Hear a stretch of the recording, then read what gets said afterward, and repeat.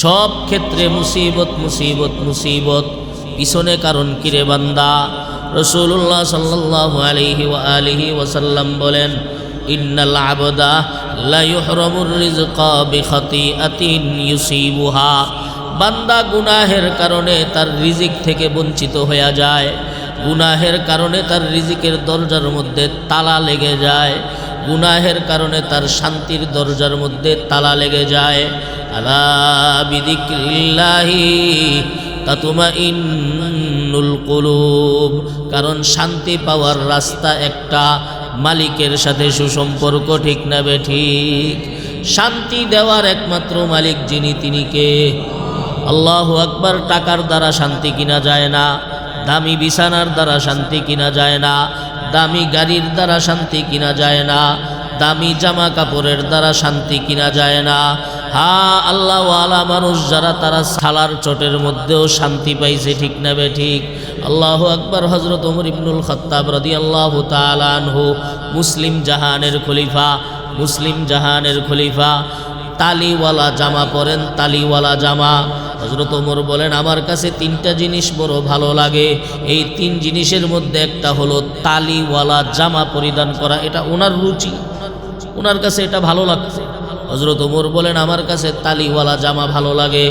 যখন বাইতুল মুকাদ্দাস বিজয়ের সময় যখন আসে, হযরত ওমর যখন বাইতুল মুকাদ্দাসে যাবেন, বাইতুল মুকাদ্দাস মদিনা থেকে হযরত ওমর বাইতুল মুকাদ্দাসে যাবেন, মুসলিম জাহানের খলিফা, সাহাবায়ে কেরাম রিদওয়ানুল্লাহি আলাইহিম আজমাইন হযরত ওমরকে বলেন, আমিরুল মুমিনিন, আপনি তো বিধর্মীদের সামনে যাইতেছেন, আমিরুল মুমিনিন, দয়া করে মেহেরবানি করে তালিওয়ালা জামা পরিধান করিয়েন না।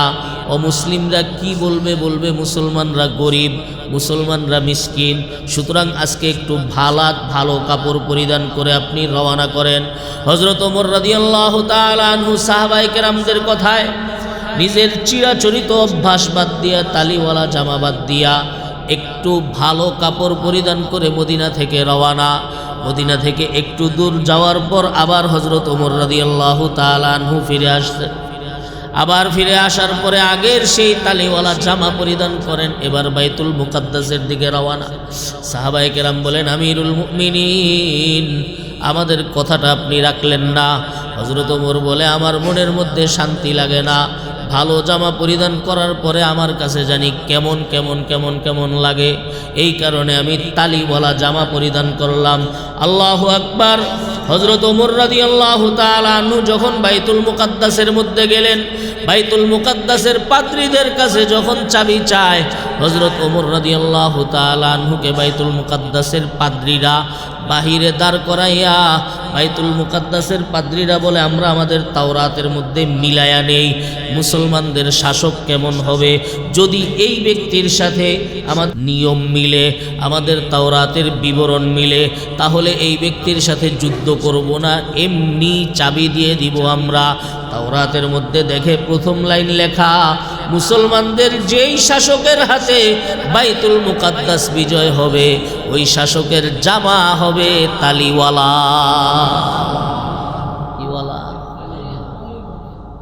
যদি এই তালিওয়ালা জামা পরিধান করে না আসতেন, তাহলে হযরত ওমর সেই দিন বাইতুল মুকাদ্দাস বিজয় করতে পারতেন না। আসুদা দিলা হাল দিলা জার চেদানি, খো খারিয়ে উশাকে জিগর খার চেদানি, খো খারিয়ে উশাকে জিগর খার চেদানি, शब ताब सेहर खुफ तब खलवत गहराजी, शब ताब सेहर खुफ तब खलवत गहराजी, बेदारी आदि दय बीमार चदानी, बेदारी आदि दय बीमार चदानी। सल्लल्लाहु अलैहि वसल्लम, सल्लल्लाहु अलैहि वसल्लम। আলহামদুলিল্লাহ, মহান আল্লাহ সুবহানাহু ওয়া তাআলার অপরিসীম দয়া ও মেহেরবানি যে রব্বুল আলামিন আমাদেরকে তার হুকুম জুমার নামাজ আদায় করার উদ্দেশ্যে দুনিয়ার পবিত্র স্থান, বরকতময় স্থান, সম্মান ও মর্যাদার স্থান আল্লাহর ঘর মসজিদে আসার বসার তৌফিক দান করেছেন ও কোরআন সুন্নাহর ভিত্তিতে দ্বীনের নিসবতে দ্বীনি কিছু কথা বলার ও শোনার মতো সুযোগ আমাদেরকে দান করেছেন। নিয়ামতের শুকর আদায়ার্থে প্রত্যেকে অন্তর থেকে জবান খুলে কালিমাতুশ শুকর আদায় করি, বলি আলহামদুলিল্লাহ।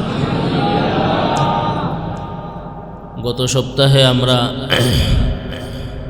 গুনাহ এবং অপরাধ সম্পর্কে আলোচনা করেছিলাম।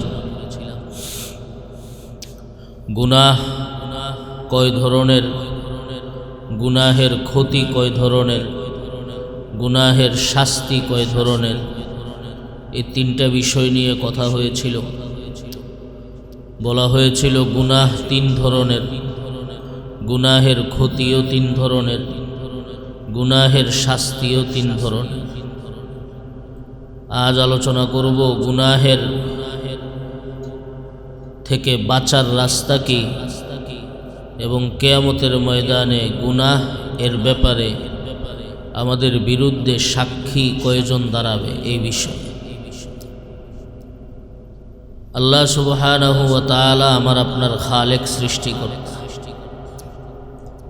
সমস্ত নিয়ামত দাতা একমাত্র কে? আল্লাহ সুবহানাহু ওয়া তাআলা যদি নিয়ামত না দিতেন, বলার মতো ক্ষমতা না দিলে আমরা হইতাম বোবা, দেখার মতো ক্ষমতা না দিলে আমরা হইতাম অন্ধ, শ্রবণ করার মতো ক্ষমতা না দিলে আমরা হইতাম বধির, চলাফেরার মতো ক্ষমতা না দিলে আমরা হইতাম খোরা,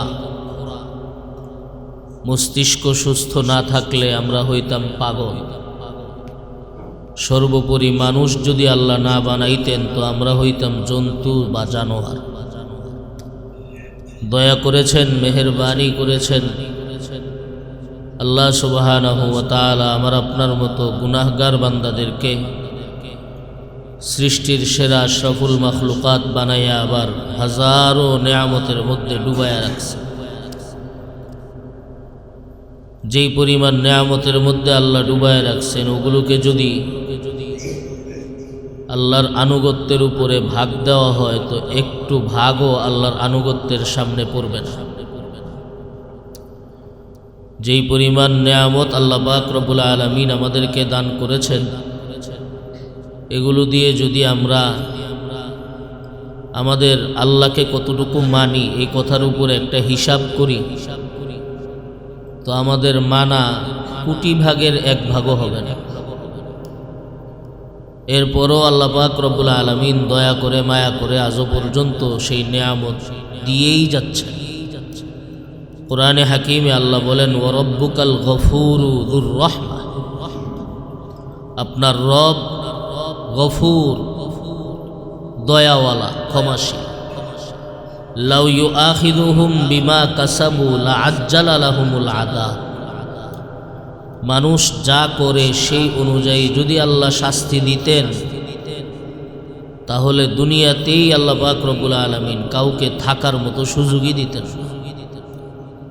কিন্তু বহু গুনাহকে আল্লাহ পাক রব্বুল আলামিন মাফ করে দেন, বহু গুনাহকে আল্লাহ ক্ষমা করে দেন। দেখেও না দেখার ভান ধরে অপেক্ষা করেন বান্দা তওবা করে কিনা। জলে স্থলের বিপর্যয় আমার আপনার হাতের কামাই। এই মারাত্মকভাবে বৃষ্টি হইতেছে, দেশের বিভিন্ন জায়গায় বন্যা শুরু হবে হবে ভাব, এগুলো সব আমার আপনার হাতের কামাই। এটাই স্বীকার করতে হবে এবং এটাই বিশ্বাস করতে হবে। কেউ এই কথা বলতে পারবে না যে আমি গুনাহ করি না, আমি অপরাধ করি না, আল্লাহ কেন আমাকে শাস্তি দিলেন। এই প্রশ্ন এবং আপত্তি করার মতো সুযোগ দুনিয়ার কারো নাই। তাফসীরের কিতাবের মধ্যে পাওয়া যায় এই দুনিয়ার সমস্ত পানিগুলো মিষ্টি পানি ছিল। মিষ্টি পানি মানে সুপেয় পানি, পান করার যোগ্য, লবণাক্ত ছিল না। এখন তো সমুদ্রের পানি লবণাক্ত, সমুদ্রের পানিও সুপেয় পানি ছিল। এবং কোনো গাছের মধ্যে কাঁটা ছিল না, কষ্টদায়ক কিছু ছিল না। মুসিবত নামের কোনো জিনিস দুনিয়ার শুরু লগ্নে ছিল না। কিন্তু যেই দিন দুনিয়ার মধ্যে সর্বপ্রথম অপরাধ ঘটিত হইল, সর্বপ্রথম অপরাধ হলো কাবিল কর্তৃক হাবিলকে হত্যা করা। এটা হলো আউয়ালু ফাসাদিন ফিল আরদ, জমিনের মধ্যে সর্বপ্রথম পাপ হলো এটা। এই কারণে রাসূলুল্লাহ সাল্লাল্লাহু আলাইহি ওয়াসাল্লাম বলেন, কিয়ামত পর্যন্ত যত মানুষকে হত্যা করবে, কিয়ামত পর্যন্ত যত মানুষকে খুন করবে, সমস্ত হত্যা এবং খুনের পাপের একটা ভাগ কিফলুন লিইবনি আদম, হযরত আদমের ছেলে কাবিলের আমলনামায় জমা হবে। কেন? সে এই প্রথম পৃথিবীর মধ্যে হত্যা করার নিয়ম চালু করেছে। মানুষ হত্যা করার নিয়ম সর্বপ্রথম চালু করেছে কে? কাবিল। নবীজি সাল্লাল্লাহু আলাইহি ওয়াসাল্লাম বলেন, মান সান্না ফিল ইসলামি সুন্নাতান হাসানা ফালাহু আজরুহা ওয়া আজরু মান আমিলা বিহা ওয়া মান সান্না ফিল ইসলামি সুন্নাতান সাইয়্যা ফাআলাইহি উযরুহা ওয়া উযরু মান আমিলা বিহা বা'দাহু। ইসলামের মধ্যে যদি কেউ সুন্দর নিয়ম চালু করে, সুন্দর রীতি চালু করে, ভালো কোনো জিনিসের ফাউন্ডার হয়, ভালো কোনো জিনিসের প্রতিষ্ঠাতা হয়, তো এই ভালো জিনিস প্রতিষ্ঠা করার কারণে সেও নেকি পাবে এবং পরবর্তীতে যতদিন পর্যন্ত এই নেক আমল মানুষ করবে ততদিন পর্যন্ত তার সওয়াবও তার আমল নামায় জমা হতে থাকে। আর ওয়ামান সান্না ফিল ইসলামি সুন্নাতান সাইয়্যা, আর যে ব্যক্তি ইসলামের মধ্যে মন্দ কোনো জিনিস চালু করবে, মন্দ কোনো রীতি চালু করবে, মানুষের মাঝে খারাপ কোনো জিনিস চালু করবে, ওই গুনাহ তো তার হবেই। কিয়ামত পর্যন্ত যত মানুষ এই গুনাহের মধ্যে থাকবে সকলের গুনাহ তো হবেই, কিন্তু তার আমল নামায়ও তার ভাগেও একটা একটা করে গুনাহ জমা হইতে থাকে। অতএব আমি যেন ভালো কাজের ঝর্ণা হই, খারাপ কাজের ঝর্ণা না হই, এদিকে খেয়াল রাখি। আমার দ্বারা সমাজের মধ্যে যেন এমন কোনো বিষয় চালু না হয় যেটা আমি গুনাহে জারিয়ার মতো হয়ে যায়। সদকায়ে জারিয়া যেমন আছে, গুনাহে জারিয়াও আছে। সদকায়ে জারিয়া মানে চলমান নেকি। মসজিদের মধ্যে দান করলেন, সদকায়ে জারিয়া।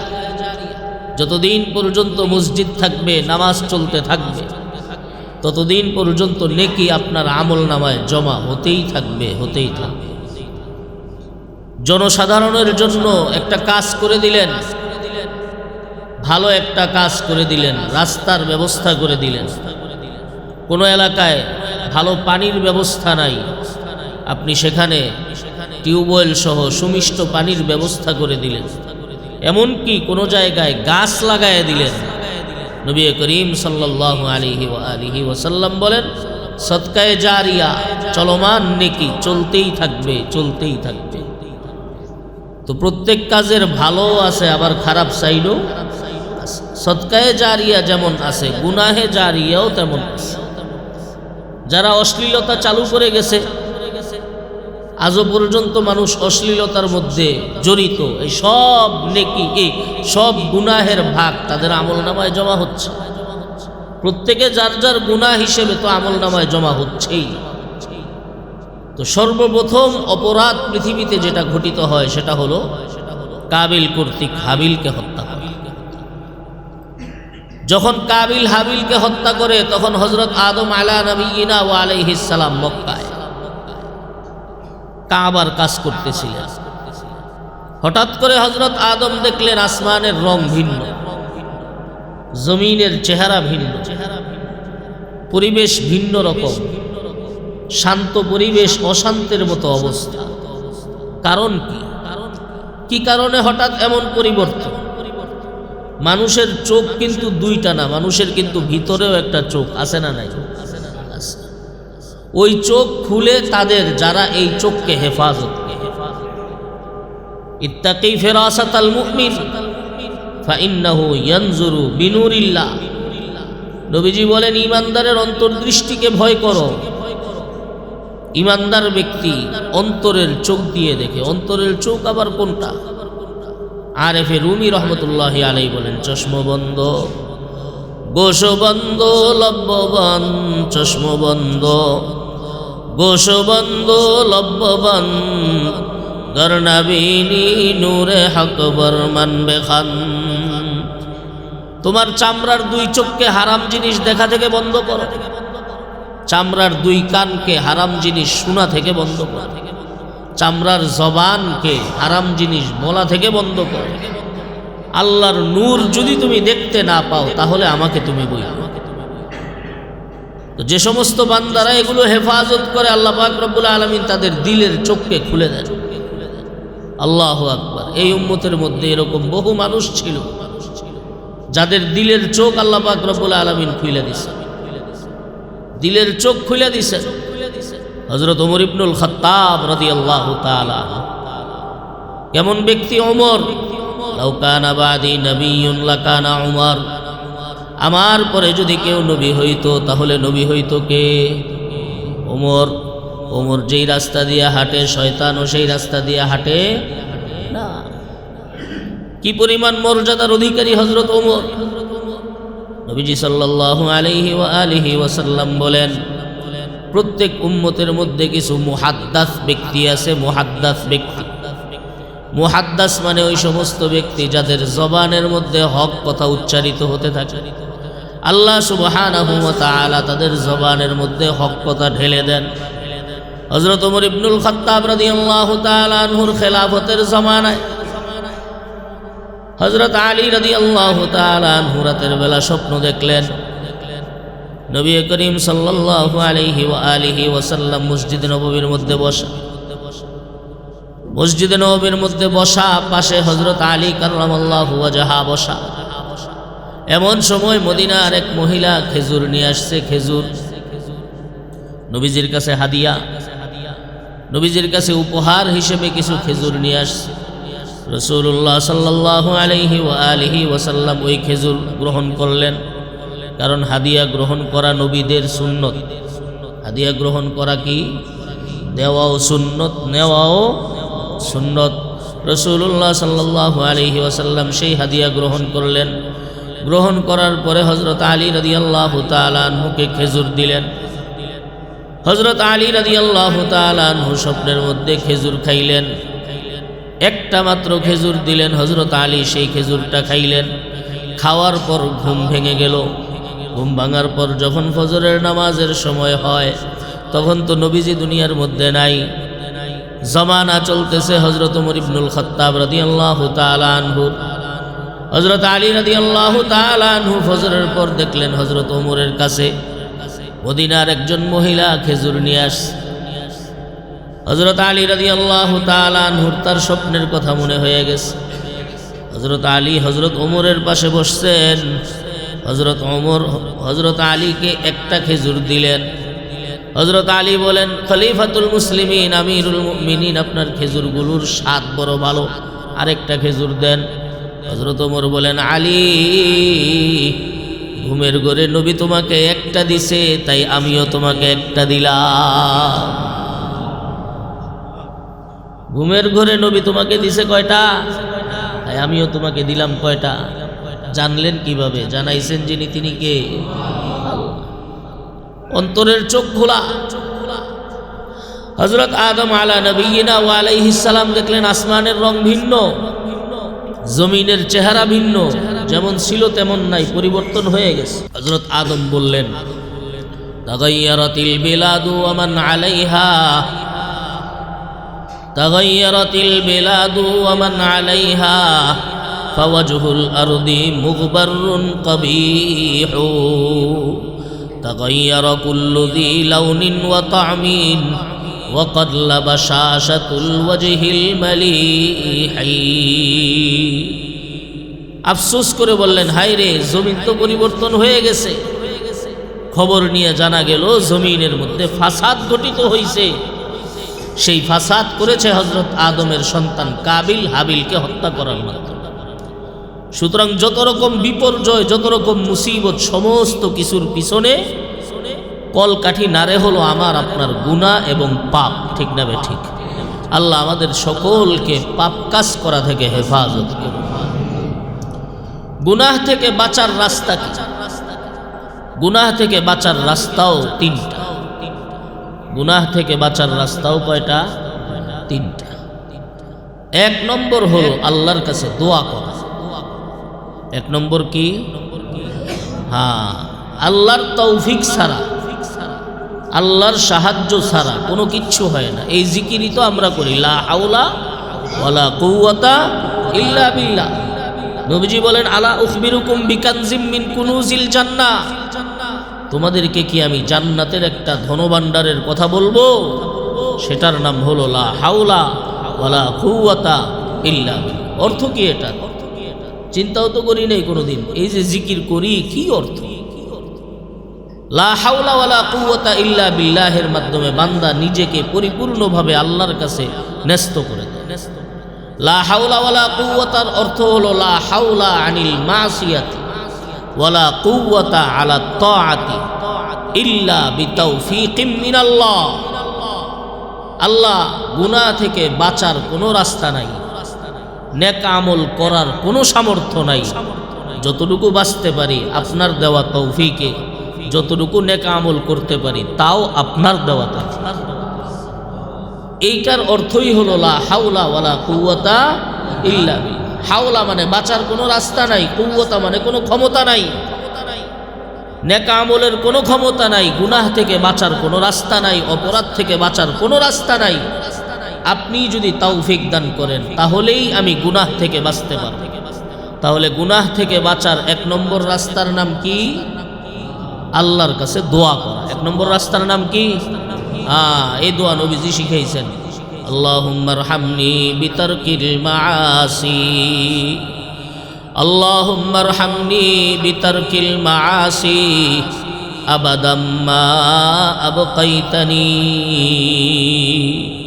ইয়া আল্লাহ, যতদিন পর্যন্ত আপনি আমাকে বাঁচায় রাখবেন, গুনাহ থেকে বাঁচায় রাখেন।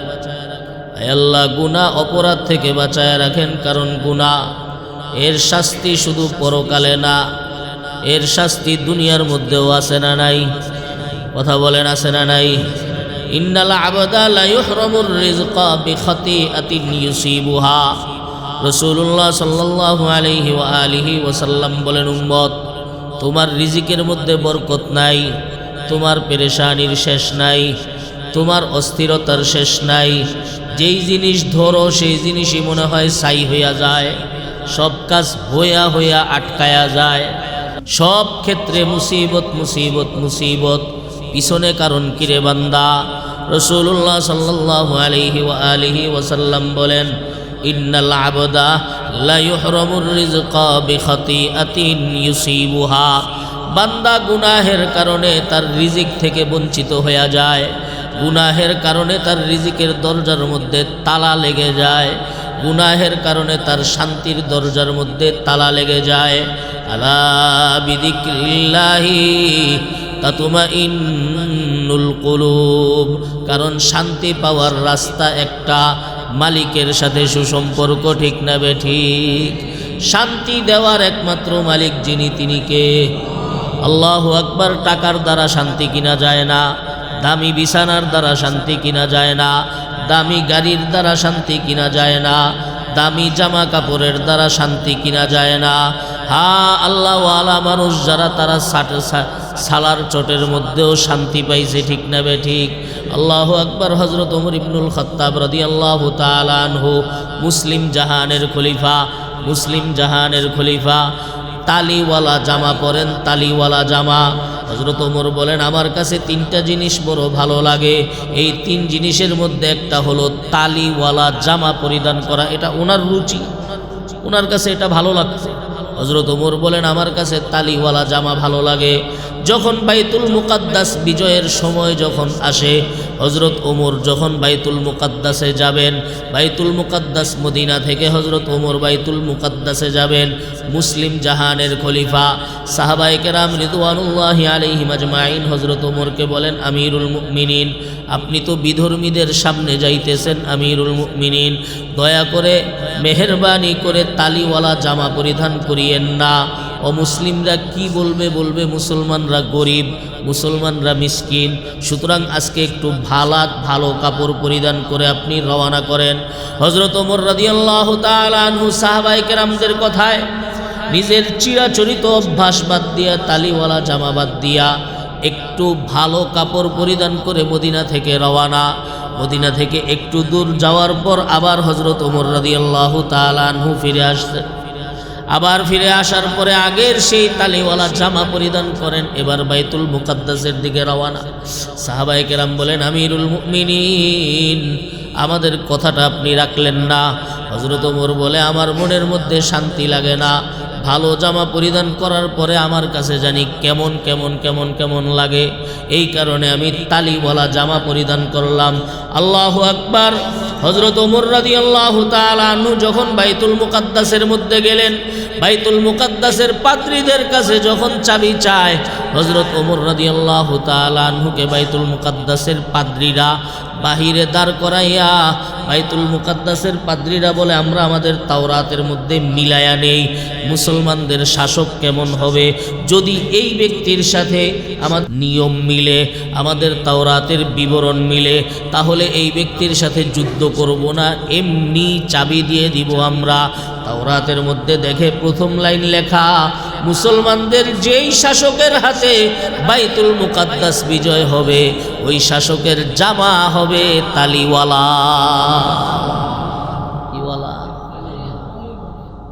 যদি এই তালিওয়ালা জামা পরিধান করে না আসতেন, তাহলে হযরত ওমর সেই দিন বাইতুল মুকাদ্দাস বিজয় করতে পারতেন না। আল্লাহু আকবার। তাহলে এই নিয়ামত কার পক্ষ থেকে? আল্লাহর পক্ষ। শান্তি ভিন্ন জিনিসের নাম, টাকার দ্বারা শান্তি না, দামি বিছানার দ্বারা শান্তি না। শান্তি নসিব হয় একমাত্র মালিকের সাথে সুসম্পর্ক থাকে। এই কথাই আল্লাহ বলেন দুনিয়ার মানুষদের, চোখে আঙ্গুল দিয়া দেখায় দিছেন, আলা বিযিক্রিল্লাহি তাতমাইন্নুল কুলুব, বান্দা তোমার শান্তির দরকার, আমার সাথে সুসম্পর্ক করো, কিচ্ছুর দরকার হবে না, দেখবা আমি আল্লাহ শান্তি দিয়া তোমার জীবনটাকে পরিপূর্ণ করে দেব। অতএব গুনাহ থেকে বাঁচার এক নম্বর রাস্তা হলো আল্লাহর কাছে দোয়া করা। আল্লাহর কাছে কি করা? দোয়া করা। তৌফিক আল্লাহর পক্ষ থেকে, তৌফিক ছাড়া কোনো জিনিস সম্ভব না। লিয়ালু তে নবী হো কাফেরা, সৌজায়ে ফিরআউন হো ওয়ে তাহেরা, लावे वो बुत खाने से सिद्दीक को, काबा में पैदा करे जिंदीक को। আল্লাহ পাক রব্বুল আলামিন যাকে যেমন চান তেমন নিয়ামত দান করে। আল্লাহ আমাদের সকলকে গুনাহ মুক্ত জীবন দান করুন। গুনাহ থেকে বাঁচার 2 নম্বর হলো গুনাহের ভয়াবহতার কথা অন্তরে ইয়াকিনের সাথে বিশ্বাস করা। কিসের সাথে বিশ্বাস করা? শুধু মুখে মুখে মুখে মুখে বলি যে এটা ক্ষতি করে, এটা ক্ষতি করে, এমন না। ইয়াকিনের সাথে। আমাকে বলেন, বিষের ক্ষতি সম্পর্কে যে ব্যক্তি জানে, ওই ব্যক্তিকে যদি লক্ষ কোটি টাকাও দেওয়া হয়, অফার করা হয়, ওই ব্যক্তি বিষ গ্রহণ করবে? লক্ষ কোটি টাকাও যদি অফার করা হয়, ওই ব্যক্তি বিষ গ্রহণ করবে না। কেন? এই বিষের ক্ষতি সম্পর্কে সে পরিপূর্ণভাবে জানে এবং মনে প্রাণে বিশ্বাস করে। আমাদের সমস্যাটা হলো আমরা দুনিয়ার যত ক্ষতিকর জিনিস আছে সেগুলোর ক্ষতি সম্পর্কে পরিপূর্ণ জানি এবং মনে প্রাণে বিশ্বাস করি, কিন্তু গুনাহের ক্ষেত্রে এগুলোর মাধ্যমে যে ক্ষতি হয় এটা শুধু মুখেই স্বীকার করি, মনে প্রাণে বিশ্বাস করি। এটা শুধুমাত্র মুখেই স্বীকার করি, মনে প্রাণে বিশ্বাস করি না। যদি করতাম তাহলে অবশ্যই বাঁচতাম। বিষের ক্ষেত্রে যেরকম বাঁচি, দুনিয়ার ক্ষতিকর জিনিসের ক্ষেত্রে যেমন বাঁচি, ঠিক তেমন পরকালের ক্ষতিকর জিনিসগুলো সম্পর্কেও আমরা বাঁচার চেষ্টা করতাম। কত মারাত্মক কথা! নবীজি বলেন, 1 দিরহাম 1 পয়সা সুদ খাওয়া 56 বার মায়ের সাথে জিনা করলে যেই গুনাহ, এর চেয়েও মারাত্মক গুনাহ। এরকম ক্ষতি জানা সত্ত্বেও কোনো মুসলমান সুদের খাতায় নাম লেখাইতে পারে? জুয়া খেলা শয়তানের কাজ, রিজসুম মিন আমালিশ শাইতান, শয়তানের নাপাক কাজ। আল্লাহর কোরআনের কথা মিথ্যা হওয়ার কোনো সম্ভাবনা নাই। কিন্তু মনে প্রাণে যদি কোনো মুসলমান বিশ্বাস করে তাহলে সে কোনোদিন জুয়ায় অংশীদার হতে পারে না। কিন্তু আমরা করি কেন? মুখে স্বীকার করি, মনে প্রাণে বিশ্বাস করি। বাস্তব না অবাস্তব? হ্যাঁ, মুখে স্বীকার করি, মনে প্রাণে বিশ্বাস করি। রাসূলুল্লাহ সাল্লাল্লাহু আলাইহি ওয়াসাল্লাম বলেন, ইন্নাল আবদা ইদা কাযাবাল আবদ তাবাআদা মিনহুল মালাইকাতু মাইলান আন নাতলি মা জাআ বি। একজন বান্দা যখন একটা মিথ্যা কথা বলে, মিথ্যা কথা বলা মাত্রই ফেরেশতা তার থেকে 1 মাইল দূরে সরে চলে যায়। কেন? এই মিথ্যা বলার কারণে তার যেই পরিমাণ দুর্গন্ধ তার মুখের থেকে এসেছে, এই দুর্গন্ধ কোনো ফেরেশতা সহ্য করতে পারে না। মনে মনে বিশ্বাস, বাস্তবে বিশ্বাস করি না, যদিও মুখে স্বীকার করি যে কথা এটা সত্য। অতএব দুনিয়ার ক্ষতিকারক জিনিসের ক্ষেত্রে যেমন মুখেও স্বীকার করি, মনে প্রাণেও বিশ্বাস করি, ঠিক তেমন পরকালের জিনিসগুলোর ক্ষেত্রেও এবং অপরাধের ক্ষতি সম্পর্কেও আমরা মনে প্রাণে বিশ্বাস করতে হবে। তবেই গুনাহ থেকে বাঁচা সম্ভব, আর না হলে গুনাহ থেকে বাঁচা সম্ভব। গুনাহের ক্ষতিগুলোর মধ্যে একটা বড় ক্ষতি হলো, একজন বান্দার কোনো গুনাহ আল্লাহর কাছে এমন অপছন্দ হয়ে যায়, বান্দা সারা জীবন নেক আমল করার পরেও ওই গুনাহের প্রভাবটা আল্লাহ মৃত্যুর আগ মুহূর্তে প্রকাশ করে। যখন মৃত্যুর আগ মুহূর্তে ওই গুনাহের প্রভাব প্রকাশ হয়ে যায়, তখন বান্দা এমন একটা কাজ করে ফেলে যেই কাজের মাধ্যমে বান্দার উপর জাহান্নাম ওয়াজিব হয়ে যায়। মৃত্যুর আগ মুহূর্তে ইন্নামাল আমালু বিল খাওয়াতিম, শেষ ভালো যার সব ভালো তার, শেষ খারাপ যার সব খারাপ তার। মৃত্যুর আগ মুহূর্তে যখন বেঈমানি মার্কা কোনো কথা জবান থেকে বের হয়ে যায়, তখন ওই ব্যক্তির সারা জীবনের নামাজ, সারা জীবনের দান, সারা জীবনের কষ্ট, সমস্ত কিছু বিফল হয়ে যায়। এই যে মৃত্যুর আগ মুহূর্তে এই জিনিসটা হলো, এর পিছনে কারণ কি? ওই পিছনে তার একটা গুনাহ করা, যেই গুনাহ থেকে সে তওবা করে, যেই গুনাহ থেকে সে কি করে নাই? তওবা করে নাই। গুনাহের প্রভাব এত মারাত্মক প্রভাব। আল্লাহ সুবহানাহু ওয়া তাআলা আমাদেরকে গুনাহ থেকে হেফাজত করুন। গুনাহ ছাড়তে হবে। দেখেন, তাহাজ্জুদ পড়া ফরজ না, জিকির করা ফরজ না, নফল দান সদকা ফরজ না, কিন্তু গুনাহ থেকে বাঁচা ফরজ। ঠিক না বে? ঠিক। তাকওয়া কিসের নাম? তাকওয়া হলো বাঁচার নাম, বাঁচার নাম। বাঁচতে হবে। কিসের থেকে বাঁচতে হবে? গুনাহ থেকে বাঁচতে হবে, অপরাধ থেকে বাঁচতে হবে। আল্লাহ আমাদের সকলকে তৌফিক দান করুন। গুনাহ থেকে বাঁচার 3 নম্বর রাস্তা হলো সর্বদা আল্লাহ আমার সাথে আছেন, এই কথাটা জেহেনের মধ্যে রাখেন। আমার সাথে আছেন যিনি, তিনি কে? ওয়া হুয়া মাকুম আইনামা কুনতুম। ও বান্দা, তুমি যেই জায়গায় থাকো না কেন, সেখানে তোমার সাথে আছেন যিনি, তিনি কে? ওয়া নাহনু আকরাবু ইলাইহি মিন হাবলিল ওয়ারিদ। বান্দা, তোমার শাহরগ তোমার যতটুকু কাছে আছে, এর চেয়েও আমি আল্লাহ বেশি তোমার কাছে আছি। আল্লাহ সুবহানাহু ওয়া তাআলার ইস্তিহজার এবং আল্লাহ পাক রব্বুল আলামিন আমার সাথে আছেন, আল্লাহ আমার সাথে আছেন, এই জিনিসের চিন্তা যখন বান্দা করবে, তখন ওই বান্দার থেকে গুনাহ হতে পারবে না, তখন ওই বান্দার থেকে অপরাধ হতে পারবে না। ওই বান্দা গুনাহের আগ মুহূর্তে চিন্তা করবে, আমার আল্লাহ তো আমাকে দেখতেছেন। রাসূলুল্লাহ সাল্লাল্লাহু আলাইহি ওয়া আলিহি ওয়াসাল্লাম প্র্যাকটিক্যালভাবে এই জিনিসটা বুঝাইছেন। রাসূলুল্লাহ সাল্লাল্লাহু আলাইহি ওয়াসাল্লামের কাছে এক সাহাবী এসে বলে, ইয়া রাসূলুল্লাহ, আমি গুনাহ ছাড়তে চাই। কোন গুনাহ? কিন্তু আমার তো অনেক গুনাহ, কোন গুনাহ আমি আগে ছাড়ব? রাসূলুল্লাহ সাল্লাল্লাহু আলাইহি ওয়াসাল্লাম বলেন, মিথ্যা ছেড়ে দাও। কি ছেড়ে দাও? নবীজি দেখছেন এর মধ্যে মিথ্যার রোগ বেশি। রাসূলুল্লাহ সাল্লাল্লাহু আলাইহি ওয়াসাল্লাম বললেন, মিথ্যা ছেড়ে দাও। ওই সাহাবী বলে, ইয়া রাসূলুল্লাহ, এই গুনাহ ছাড়া তো কোনো ব্যাপারই না, এর চেয়েও মারাত্মক গুনাহ আমি করি, এটা তো ছাড়া আমার কাছে কোনো ব্যাপারই না। এই চিন্তা করে নবীর দরবার থেকে সে চলে যায়। কিন্তু যখনই গুনাহ করতে যায় তখনই মনে মনে চিন্তা করে, হায় রে, কালকে তো আবার নবীজির সাথে দেখা হবে। নবীজি যদি জিজ্ঞেস করেন এই জিনিসটা করেছো কিনা, আমি মিথ্যা কিভাবে বলবো? সুতরাং এই কাজটা করব না। এইভাবে যত অন্যায় আছে সমস্ত অন্যায় থেকে বিরত থাকে। পরের দিন আল্লাহর নবীর দরবারে উপস্থিত হয়, বলে, ইয়া রাসূলুল্লাহ, এমন মহা ঔষধ আমাকে শিখাইয়া দিয়েছেন ইয়া রাসূলুল্লাহ, এই এক গুনার থেকে বাঁচার বরকতে সমস্ত গুনার থেকে আমি বেঁচে গেছি।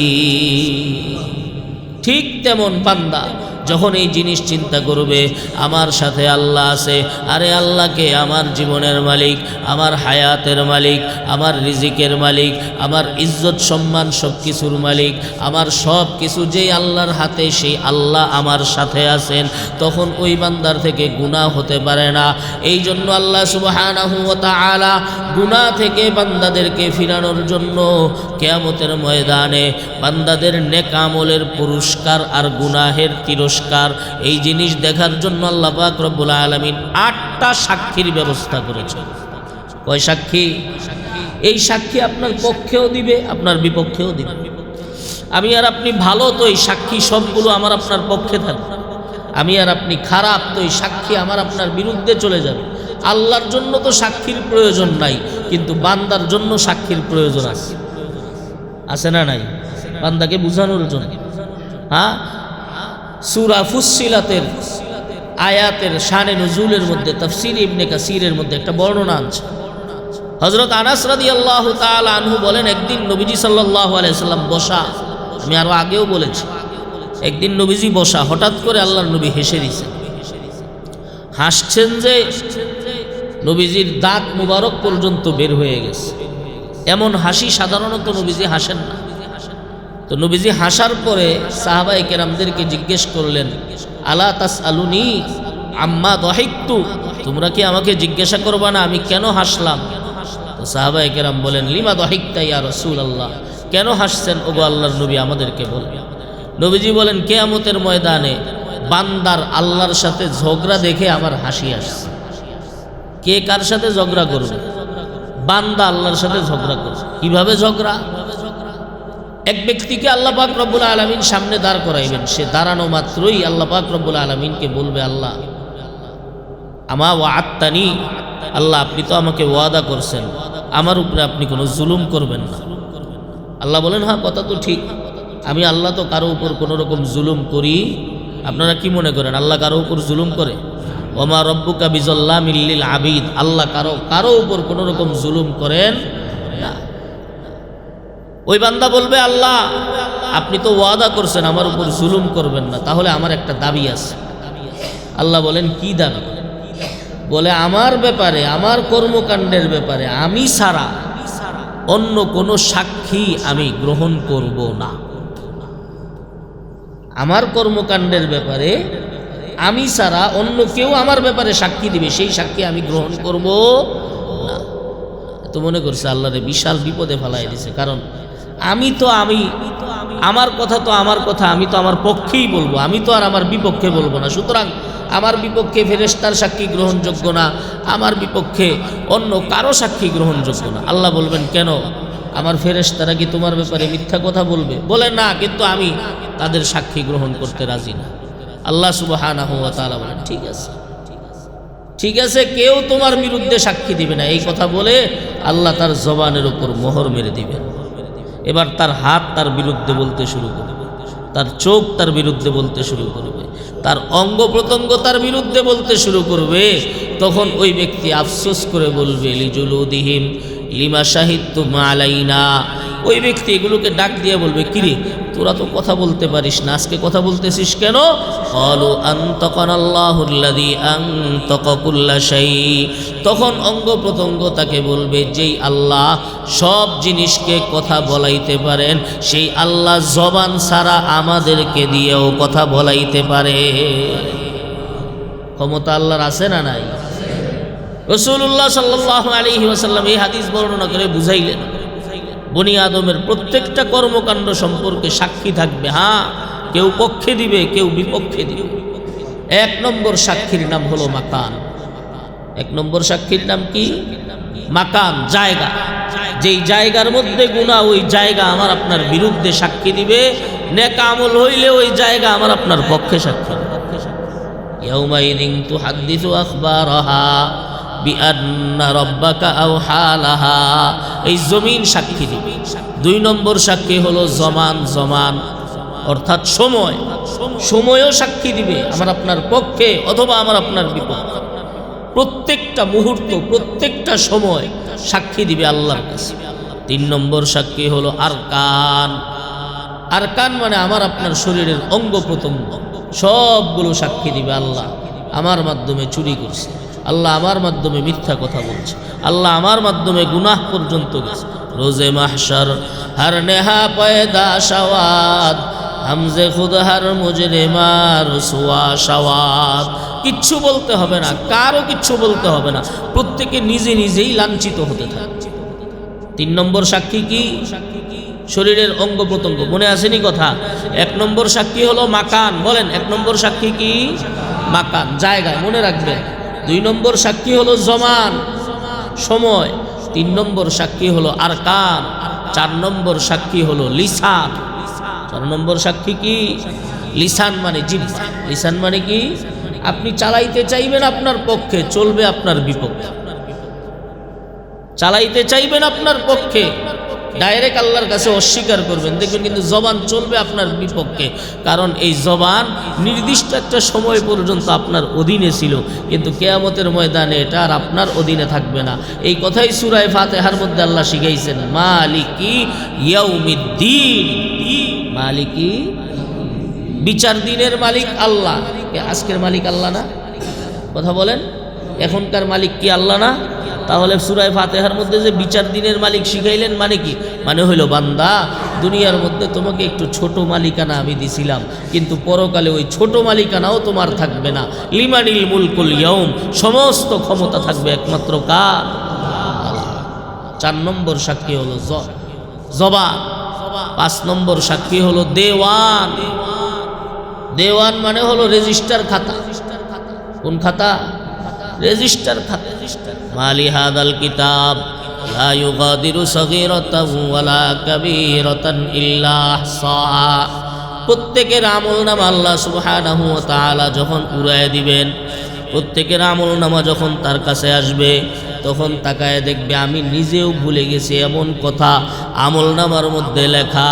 তখন বান্দা আফসোস করে বলবে, মালি হাদাল কিতাব লা ইউগাদিরু সগীরাতান ওয়ালা কাবীরাতান ইল্লা আহসাহা। দুর্নীতি করে যে আমি আরেকজনের সম্পদ খেয়েছিলাম, দুনিয়ার কেউ জানে না, কিন্তু আমার আমলনামার মধ্যে রেকর্ড করা। হায় রে, আমার যত পাপ আছে সমস্ত পাপগুলো এই জায়গার মধ্যে রেকর্ড করা। লা ইউগাদিরু সগীরাতান ওয়ালা কাবীরা, ছোট বাদ নাই, বড় বাদ নাই, সমস্ত কিছু আমলনামার মধ্যে লেখা। এ কেমন আমলনামা? পাঁচ নম্বর সাক্ষী হলো আমলনামা। ছয় নম্বর সাক্ষী হলো কিরামান কাতিবিন। তারা কিরামান কাতিবিন, ফেরেশতারা। যে সমস্ত ফেরেশতারা আপনার পক্ষে সাক্ষী দিবে অথবা আপনার বিপক্ষে সাক্ষী দিবে। আর সাত নম্বর সাক্ষী হলো স্বয়ং আমার আপনার নবী মুহাম্মাদুর রাসূলুল্লাহ। আল্লাহ বলেন, ফাকাইফা ইযা জিনা মিন কুল্লি উম্মাতিন বিশাহীদ ওয়া জিনা বিকা আলা হাউলাই শাহীদা। ইয়া রাসূলুল্লাহ, ওই দিন কত ভয়ঙ্কর হবে যেই দিন প্রত্যেক উম্মত থেকে আমি আমি একজন নেতাকে আনবো, আর আপনার উম্মতের ব্যাপারে আপনার সাক্ষী গ্রহণযোগ্য হবে। আমার আপনার নবী কারো পক্ষে সাক্ষী দিবে, কারো বিপক্ষে সাক্ষী দিবে। হাদিসে পাকের মধ্যে আছে প্রতি সোমবার আর প্রতি বৃহস্পতিবার উম্মতের আমল আল্লাহর নবীর সামনে পেশ করা হয়। রাসূলুল্লাহ সাল্লাল্লাহু আলাইহি ওয়া আলিহি ওয়াসাল্লাম সেই আমল দেখে, নেক আমল দেখলে আল্লাহর নবী খুশি হন, গুনাহ দেখলে নবীর মনে কষ্ট লাগে কি লাগে না? কথা বলেন, নবীর মনে কষ্ট লাগে কি লাগে না? আল্লামা ইকবাল রহমতুল্লাহি আলাই একটা শের লেখছেন, কবিতা লেখছেন, মারাত্মক কবিতা। কি? আল্লাহ হাসরের ময়দানে আপনি তো বিচার করবেন, হাসরের ময়দানে আপনি তো বিচার করবেন, কিন্তু দয়া করে আমার বিচারটা নবীজির কাছে গোপন রাখিয়েন, নবীজির কাছে গোপন রাখিয়েন। কেন? নবীজি সারা জীবন কাফেরদের থেকে কষ্ট পাইছেন, হাসরের ময়দানে আমার আপনার মতো ইমানদারের পক্ষ থেকেও যদি কষ্ট পান, তো এর চেয়ে দুর্ভাগ্যের আর কিছু হতে পারে না। তাহলে আমার আপনার গুনাহ সম্পর্কেও সাক্ষী দিবে আল্লাহ। এই বান্দা প্রত্যেক বিশুদ্ধবারে এই বান্দার আমল নামাজে আমার কাছে আসতো, ওইখানে তো চুরি, জিনা, ব্যভিচার, শরাব খাওয়া, সুদ খাওয়া, ঘুষ খাওয়া, দুর্নীতি, জুলুম, অত্যাচার সব কিছু লেখা, সব কিছু লেখা। আর 8 নম্বর সাক্ষী, রাজ সাক্ষী, সবচেয়ে বড় সাক্ষী হলেন স্বয়ং আল্লাহ। এই 8 সাক্ষী আল্লাহ যেন আমার আপনার পক্ষে বানায় দেন, বলেন আমিন। অতএব আসেন ভাই, গুনাহ থেকে বাঁচি। গুনাহ থেকে বাঁচার রাস্তা কি? এই আল্লাহর কাছে দোয়া করা। আর এই সাক্ষীগুলো থেকে বাঁচার একটা রাস্তা আছে, সেই রাস্তার নাম হলো তওবা। সেই রাস্তার নাম কি? এটা নবীজি স্পষ্ট হাদিসের মধ্যে বলছেন, কোনো বান্দা যখন খাঁটি দিলে তওবা করে, তখন আল্লাহ আমল নামা থেকে বান্দার গুনাহকে মিটায় দেন। আল্লাহ আমল নামা থেকে গুনাহকে, মজার তাফসির আছে, আল্লাহ আমল নামা থেকে গুনাহ মিটান কেমনে? পরীক্ষার খাতার মধ্যে যদি কোনো আনসার ভুল হয়, তাহলে বাচ্চা কি করে? ওইটার উপরে কাটা দেয়, কাটা দেয় না? তো কাটা দেওয়ার পরে এখন আবার সাদা কালি ব্যবহার করে, সাদা কালি ব্যবহার করে সেই জায়গার মধ্যে আবার লেখে, নাকি মাঝখানে জায়গাটা খালি রাখে? খালি রাখে না, আবার লেখে, আবার লেখে। কেন? কারণ কি? ভুল হওয়ার পরে সেটা কাটাকাটি করলে দেখতে ভালো দেখা যায়, ঠিক না বে ঠিক? ভুল হওয়ার পরে সেটা কাটাকাটি করলে দেখতে ভালো দেখা, আবার সাদা কালি দিয়ে মুছে যদি সেই জায়গাটা রেখে সামনে চলে যায়, এটাও দেখতে ভালো দেখা যায়। মুফাসসিরিনে কেরাম বলেন, ওয়াফু আন্না, আল্লাহ দোয়া শিখাইছেন, ওয়াফু আন্না ওয়াগফির লানা ওয়ারহামনা আনতা মাওলানা ফানসুরনা আলাল কওমিল কাফিরিন। তরজমা পড়লে দেখবেন সবাই শুধু এই তরজমাই করবে, ওয়াফু আন্না মানেও আল্লাহ মাফ করেন, ওয়াগফির লানা মানেও আল্লাহ মাফ করেন। কিন্তু রুহুল মাআনির, তাফসীরে রুহুল মাআনির মধ্যে সৈয়দ মাহমুদ আলুসি বাগদাদি রহমতুল্লাহি আলাইহি বলেন, না, ওয়াফু আন্নার অর্থ একরকম, ওয়াগফির লানার অর্থ আরেক রকম। ওয়াফু আন্না মানে কি? আয় আল্লাহ, আপনি আমার গুনাহকে আমল নামা থেকে মিটায়া দেন, আপনি আমার গুনাহকে আমল নামা থেকে। এখন কি বলেন, মিটানোর পরে কি আমল নামা খালি থাকবে? আল্লাহ শিখাইছেন, বান্দা আমল নামা খালি রাখবো না, তুই বল ওয়াগফির লানা। ওয়াগফির লানা মানে গুনাহের জায়গার মধ্যে আল্লাহ আপনি নেকি লিখে দেন। গুনাহের জায়গার মধ্যে কি লিখে দেন? নেকি লিখে দেন। যখন বান্দা আমল নামা দেখবে, দেখবে তার আমল নামার মধ্যে কাটা ছিঁড়া নাই, তার আমল নামার মধ্যে গুনাহের জায়গায় নেকি লেখা। এই কথাই আল্লাহ বলেন, বাদ্দালতু সাইয়্যাতিকুম বিল হাসানাত, তোমাদের গুনাহগুলোকে আমি নেকির দ্বারা পরিপূর্ণ করে। আল্লাহ আমাদের সকলকে খাঁটি দিলে তওবা করার তৌফিক দান করুন, আমিন।